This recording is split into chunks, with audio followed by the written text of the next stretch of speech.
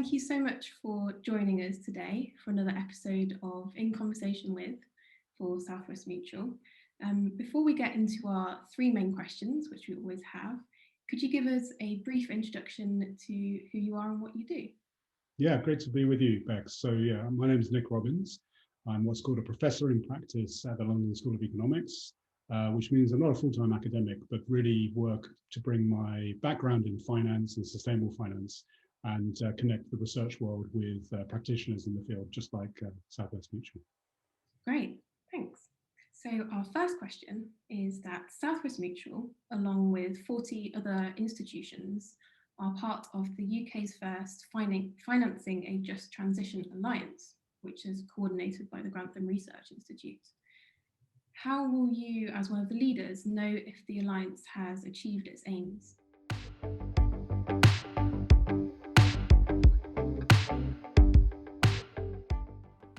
No, it's a really good question, actually. So one of the things is that the just transition maybe is unfamiliar to people watching this and listening to this, but actually it's a very simple concept. It's as we want to achieve our climate goals, net zero by 2050, we've got to make sure that that actually also leads to reductions in inequality, that the process itself doesn't exacerbate inequality. We don't leave people behind. We can think of high carbon regions, high carbon sectors.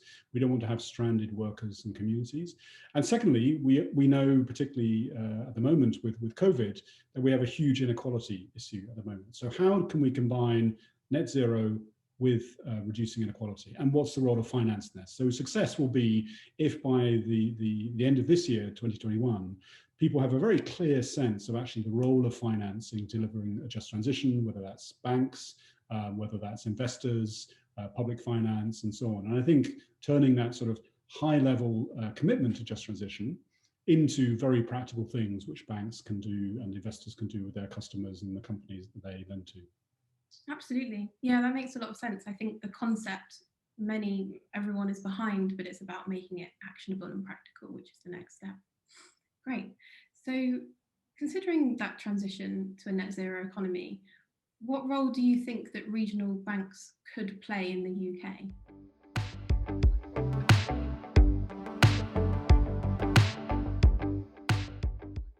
Well, I think it's absolutely essential. I mean, the UK has a fairly centralised financial system, both in terms of where finance is organised from the City of London, but also actually has a relatively narrow range of financial institutions if you compare with other European countries.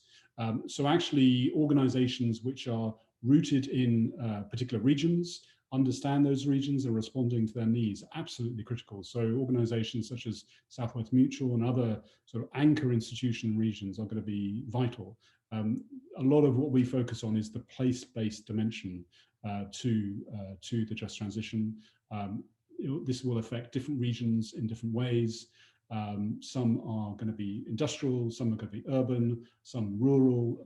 Actually, South West Mutual helped us organise a meeting in Cornwall looking at just transition and finance, and very specific issues came out. So this is the role of regional financial institutions, absolutely critical. I think we've definitely seen here in the Southwest, following the announcement of G7 that will be held in Cornwall, that people are interested in these regional conversations and are aware of the differences between regions. You know, in the same way that South West Mutual doesn't know what's best for the Northwest, for example, someone based there wouldn't know necessarily what's best for the Southwest. So it's great to hear that you're behind that. Yeah, I think that'd be really good. Carbis Bay, isn't it? It's a great place to have a G7 summit. I've had lovely holidays there, so no, really good. And I think also is a place for Cornwall and the Southwest as a whole, which actually has so many positive things happening potentially in terms of the move to a green economy. Such a great tradition, and really profiling that and showing how that can lead to a sort of really positive boost for livelihoods and jobs coming out of this terrible crisis. Yeah, it's one of my favourite parts of working with South West Mutual is seeing everything that's going on across Cornwall and Devon and Dorset and Somerset, and bringing those together, I think will hopefully result in some really positive action. Yeah, great. So our third and final question is your December 2020 report to the UK's Climate Change Committee states COVID-19 has profoundly changed the context for achieving net zero. And I wanted to ask you, do you believe any of these changes are for the better?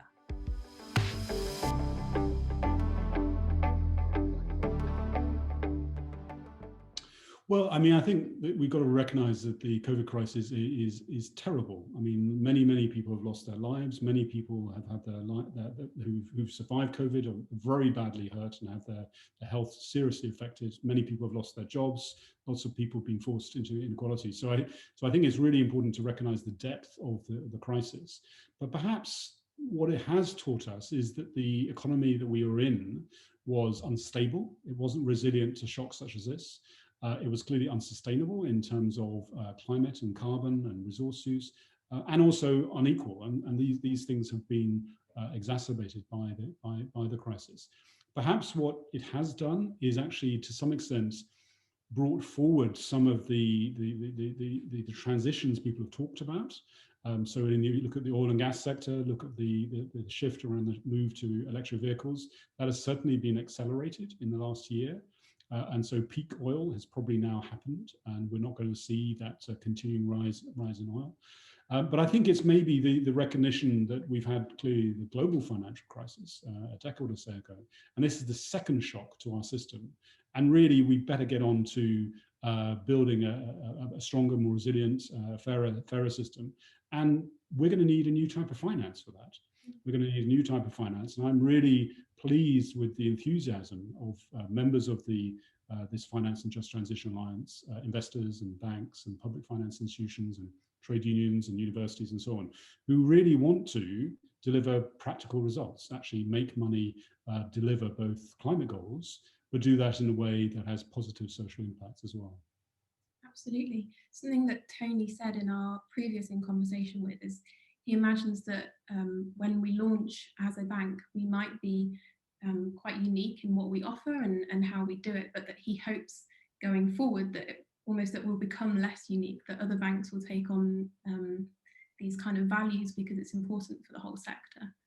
So yeah, kind of moving forward as an industry as well, not just kind of thinking about ourselves in a silo, I think is really important.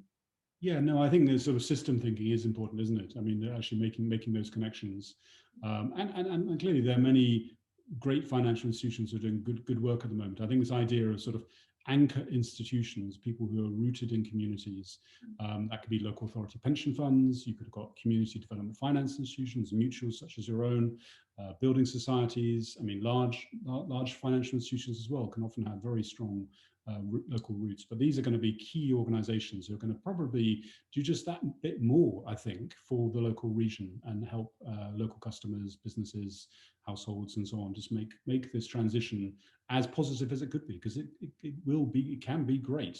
But we've really got to work hard to make sure that finance is enabling all of that.